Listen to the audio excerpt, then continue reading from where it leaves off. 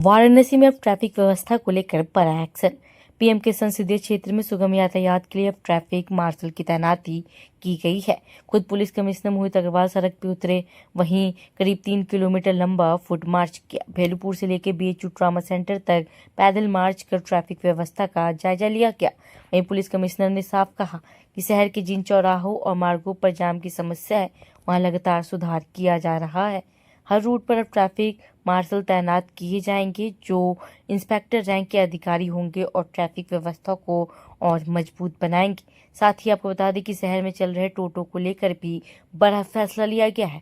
पहले जहां करीब 25,000 टोटो सड़क पर थे, अब उन्हें घटाकर 15,000 कर दिया गया है। अलग अलग इलाकों के लिए अलग रंग की पट्टिका वाले टोटो को ही संचालन की अनुमति दी गई है और तय रूट से बाहर चलने वाले वाहनों पर सख्त कार्रवाई की जाएगी। इस दौरान DCP Kashi zone, ADCP traffic और एसीपी भेलूपुर समेत कई अधिकारी मौके पर मौजूद रहे। महत्वपूर्ण रूट है जहाँ पर सर्वाधिक ट्रैफिक रहता है, जाम की समस्या रहती है। ऐसे 10 रूट निर्धारित करके हर रूट पर एक ट्रैफिक मार्शल जो इंस्पेक्टर लेवल का अधिकारी है उसको नियुक्त किया गया है और उनकी ये जिम्मेदारी है, उनकी और उनके साथ जो संबंधित थाने रूट में पड़ रहे हैं और चौकियां पड़ रही हैं, उन सबकी जिम्मेदारी है कि इन सभी 10 रूट पर हम जो ट्रैवल टाइम है उसको कम करें। इसके लिए हम लोग वहाँ पर अतिक्रमण हटवा रहे हैं, वहाँ पर रोड इंजीनियरिंग किसी तरह का कट बंद करवाने हैं, वहाँ पर कहीं पर वन वे किया जाना है, इसको भ्रमण करके इसको हम लोग एनालिसिस कर रहे हैं कि किस तरह से यहाँ पर जाम की समस्या से निजात पाया जा सकता है। जितने भी हमारे वरिष्ठ अधिकारी हैं, थानाध्यक्ष हैं, चौकी इंचार्ज हैं, प्रतिदिन इन रूट्स पर खुद पैदल मार्च, जो पीक टाइम हमारा रहता है उस टाइम पर पैदल मार्च कर रहे हैं। जो ऑटो रिक्शा मैनेजमेंट है उनका भी हम लोग ये सुनिश्चित करा रहे हैं कि वो निर्धारित स्थानों पर ही खड़े हों और उनकी वजह से कहीं जाम ना लगे। कुल मिलाकर के पूरी एक्सरसाइज का जो हमारा एम है वो ये है कि आम जनता को सड़क पर अपने घर पहुंचने में कम से कम समय व्यतीत करना पड़ेगा। सर, बिजली के लागू हो जाएगा। ये जो 10 रूट पे आपने बताया कि ये ऑलरेडी 10 रूट निर्धारित हो चुके हैं। सभी जगह हमारे जो रूट मार्शल्स हैं वो नियुक्त हो चुके हैं और प्रतिदिन इस पर काम चल रहा है।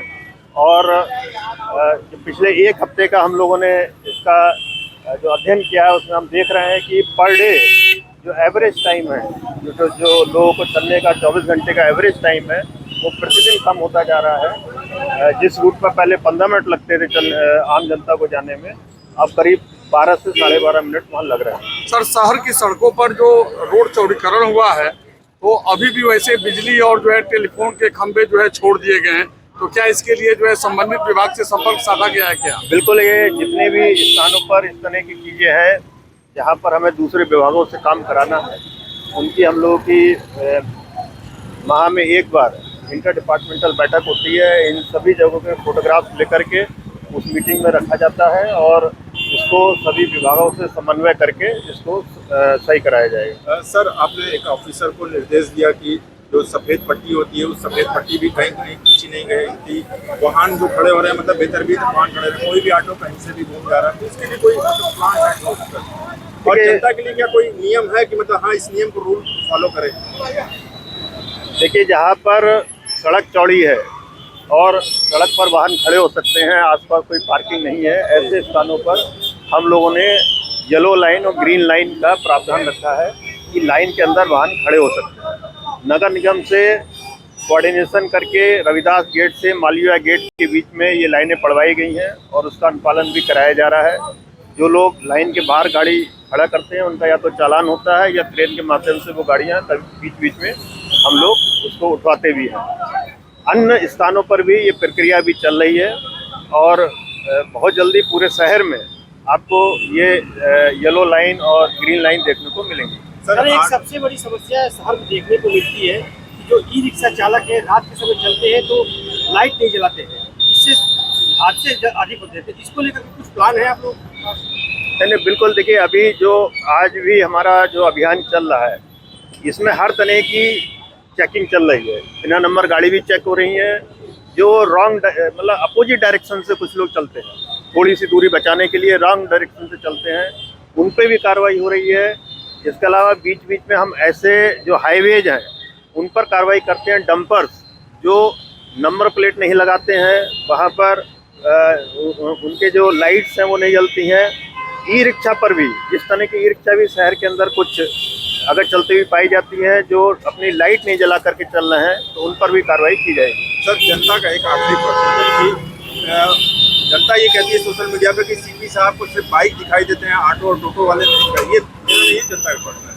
तो देखिए, ऑटो और टोटो पर सप्ताह में कम से कम 3 दिन अभियान चलता है और हर अभियान में 100 से 150 ऑटो रिक्शा पर कार्रवाइयाँ होती हैं।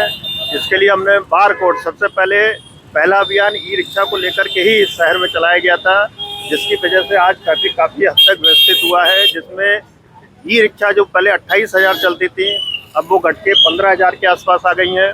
सभी ई रिक्शा को हमने रूट निर्धारित किया है, उनको कलर कोड दिया है, QR कोड दिया है, और जो गलत रूट पर चलती हैं उनका सीजर की कार्रवाई होती है, उन पर फाइन पड़ता है।